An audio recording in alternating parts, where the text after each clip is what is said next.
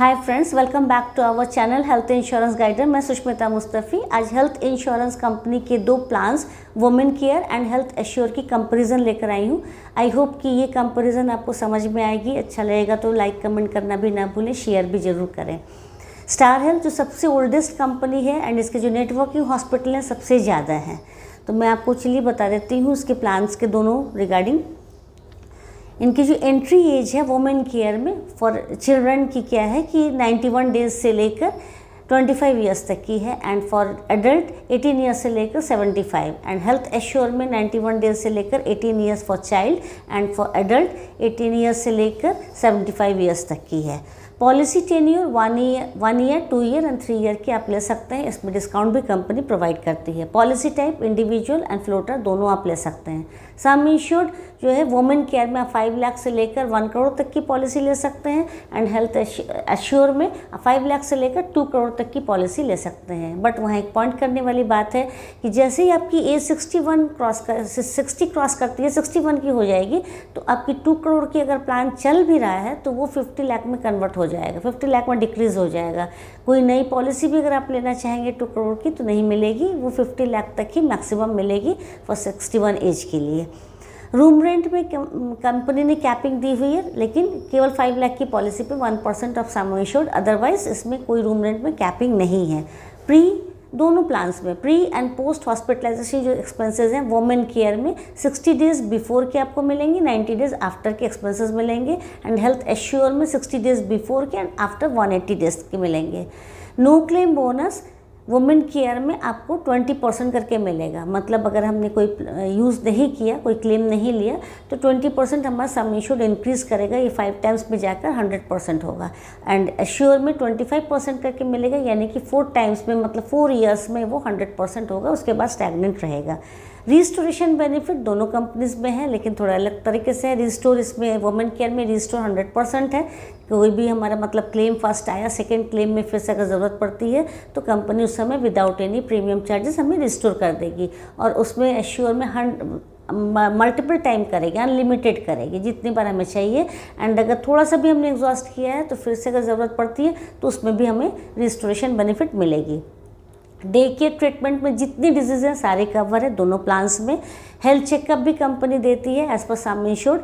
Non medical items भी दोनों plans में हमें मिलेगा, दोनों प्लान्स कवर करती है।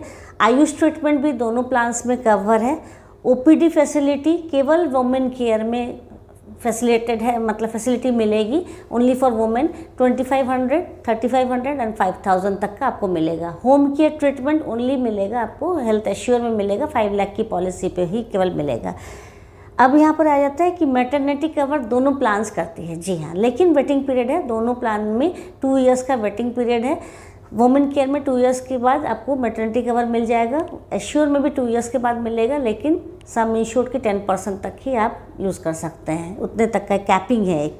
यूट्रोफेटल सर्जरी केवल वुमेन केयर में दोनों प्लान्स में कवर करती है। यूट्रोफेटल सर्जरी दोनों प्लान में कवर करती है, बट उसमें आपका वेटिंग पीरियड है, आफ्टर 2 ईयर्स के बाद ही कवर करेगी। रिप्रोडक्टिव जो बेनिफिट्स होती है, रिप्रोडक्शन वाली बेनिफिट, वो आपको ट्रीटमेंट कवर करेगी, लेकिन आफ्टर 3 ईयर्स के बाद ये केवल वुमेन केयर में है।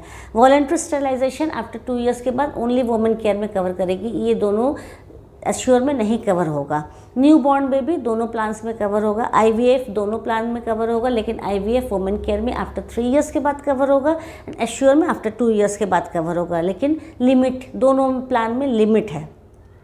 बार्टिक सर्जरी केवल वुमेन केयर में कवर होगा आफ्टर 2 ईयर्स के बाद। डोमेस्टिक ट्रीटमेंट दोनों प्लान्स में मिलेगी, दोनों प्लान्स में, not company, sorry.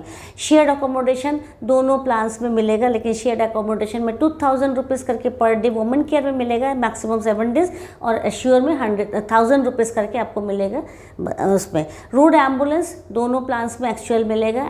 Air ambulance दोनों प्लान में मिलेगा, लेकिन 10 लाख की पॉलिसी पे 10% तक का ही आपको कवर मिलेगा। ऑर्गन डोनर दोनों प्लान्स में आपको कवर करेगी कंपनी। को पेमेंट वुमेन केयर में नहीं है, बट आप एश्योर में 10% का को पेमेंट है।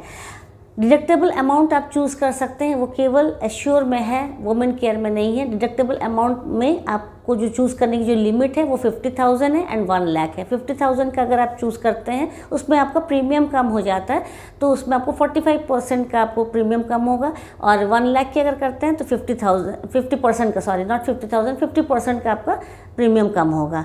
वेटिंग पीरियड, जो स्टैंडर्ड वेटिंग पीरियड होती है, पहले दिन से कोई भी एक्सीडेंटल केस कवर होता है, अदरवाइज 30 डेज़ के बाद कोई भी क्रिटिकल प्रॉब्लम फर्स्ट टाइम अगर डिटेक्ट होती है, वो कैंसर हो, हार्ट अटैक हो, डेंगू, मलेरिया कुछ भी, तो 30 डेज़ के बाद से कवर होगी। स्पेसिफिक डिजीज़ के लिए 2 ईयर्स का वेटिंग पीरियड है एंड प्री एग्जिस्टिंग डिजीज़ के लिए भी वुमेन केयर में 2 ईयर्स का वेटिंग पीरियड है।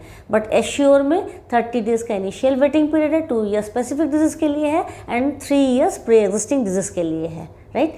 रिन्यूअल लाइफ लॉन्ग की है, ये नहीं कि 75 हो गया आपकी पॉलिसी ख़त्म, नो, ये लाइफ लॉन्ग ये पॉलिसी चलेगी। टैक्स रिबेट दोनों प्लान्स में आपको मिलेंगे, सेक्शन 80D के अंडर आता है, इसलिए 25,000 तक का आपको टैक्स रिबेट मिलेगा। आई होप आपको ये प्लान दोनों की कंपैरिजन समझ में आई होगी। तो लाइक कमेंट करना ना भूलें, शेयर भी करें। कुछ भी रह गया है तो कमेंट सेक्शन में आप पूछ सकते हैं, बताने में मुझे अच्छा फील होगा। मिलते हैं नेक्स्ट वीडियो में, बाय बाय। तब तक के लिए स्टे हेल्दी, स्टे इंश्योर्ड।